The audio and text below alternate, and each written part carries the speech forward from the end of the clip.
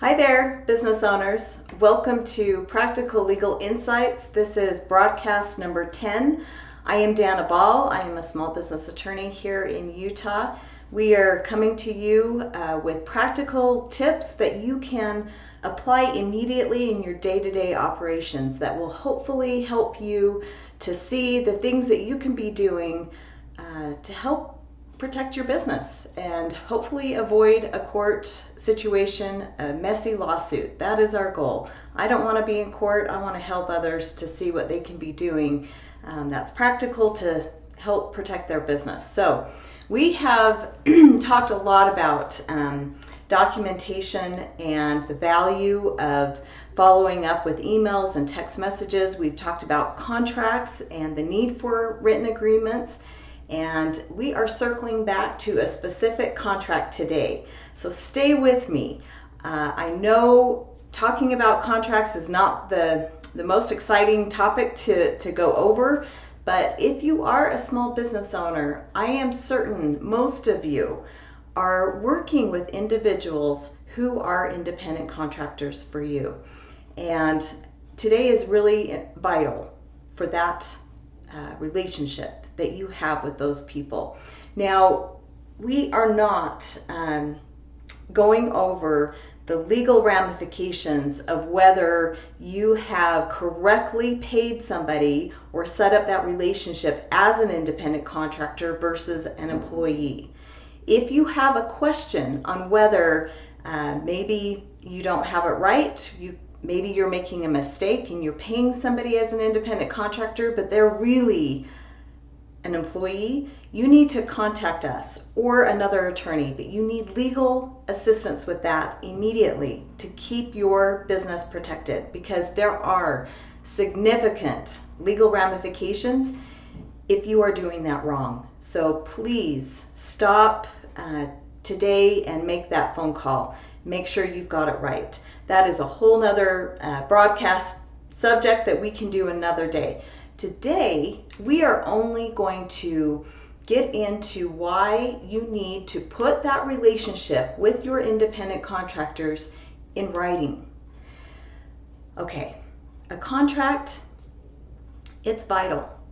If you don't have it in writing, the terms of the relationship, you are risking your business. You are putting everything on the line, because we can't control other people. We can only control ourselves. And as a business owner, you are in control of how you run your business. And the only thing you can do is make sure that you've got a legally binding agreement that protects your business. But the one thing I think people forget is the independent contractor agreement. It protects both parties mutually. So there is a benefit to doing it. The biggest benefit I see when I talk to business owners who reach out to us for questions regarding this type of an agreement is that even though you're a small business owner, you can set yourself up to be a reputable company and actually show that you are worth doing business with.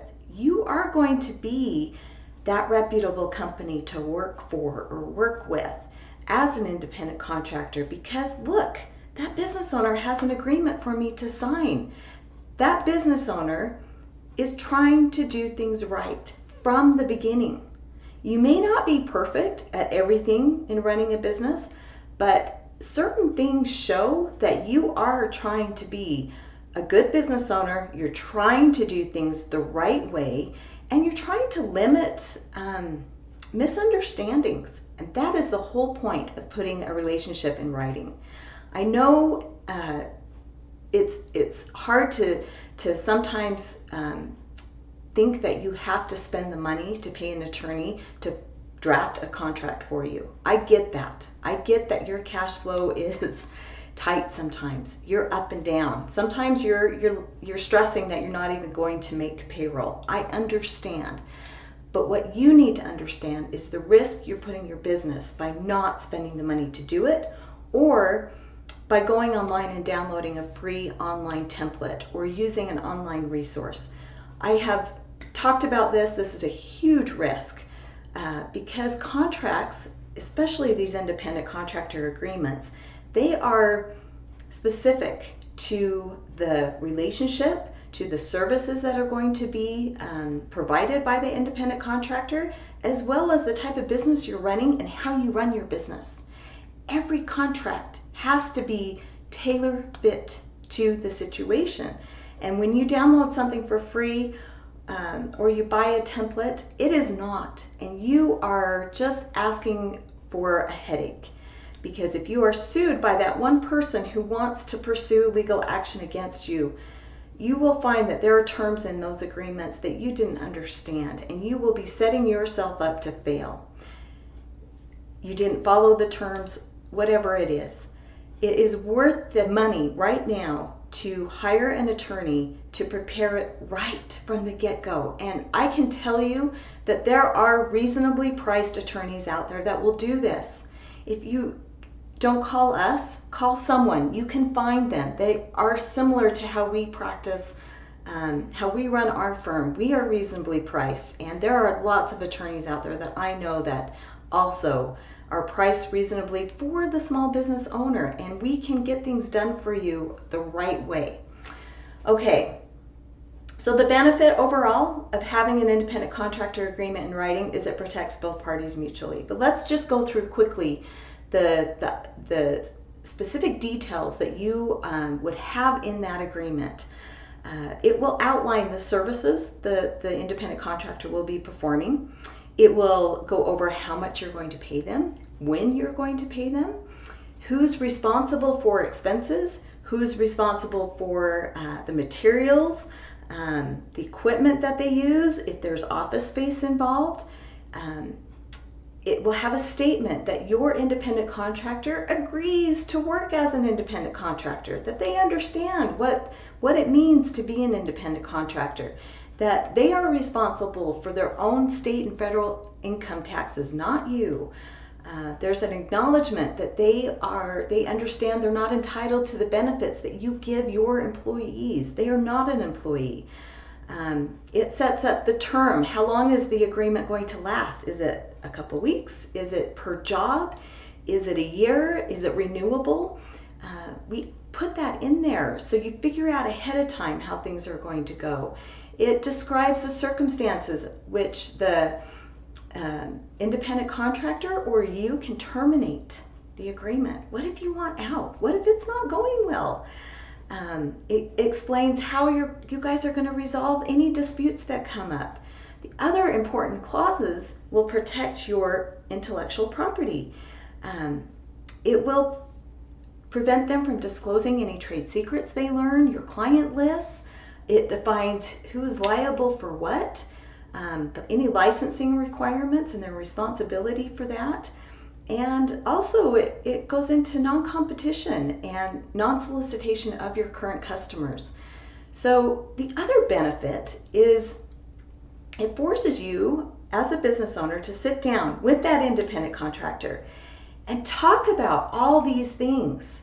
Kind of figure stuff out now instead of when the event occurs, because I can tell you that when something is breaking down, emotions are crazy and you're not thinking rationally.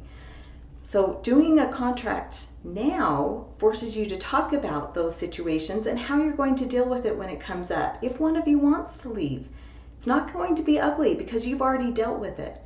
But you also might find that when you're talking to them before you sign a legally binding contract, that maybe they aren't the right person to be working with you, or they may decide, you know what, this isn't really what I thought it was going to be, and you can bow out early before you are legally bound together. So there are lots of benefits to getting this contract in place, and you really need to keep in mind that every independent contractor agreement, every contract, it may have the same foundation. It may.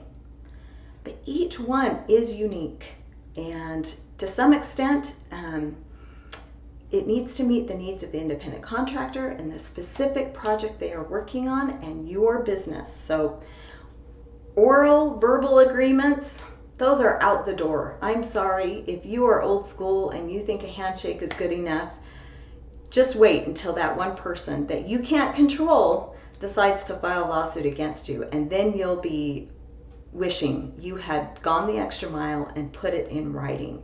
Those oral agreements, they invite costly misunderstandings, and there's just no clear written statement. There's no liability to each other. There's no legal obligation to an oral statement. It's so hard to prove. Whereas a written statement, it just makes it that much easier to resolve misunderstandings and to not allow a lawsuit to be successful. So my last question for you is the question I began this broadcast with.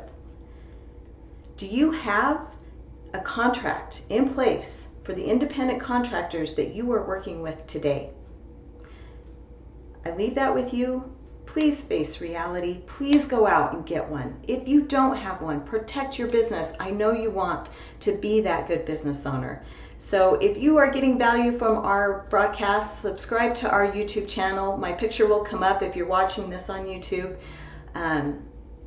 And we will see you in a couple weeks. Next week we won't be here. It's Thanksgiving. Happy Thanksgiving, and have a great weekend. Thanks again for joining us.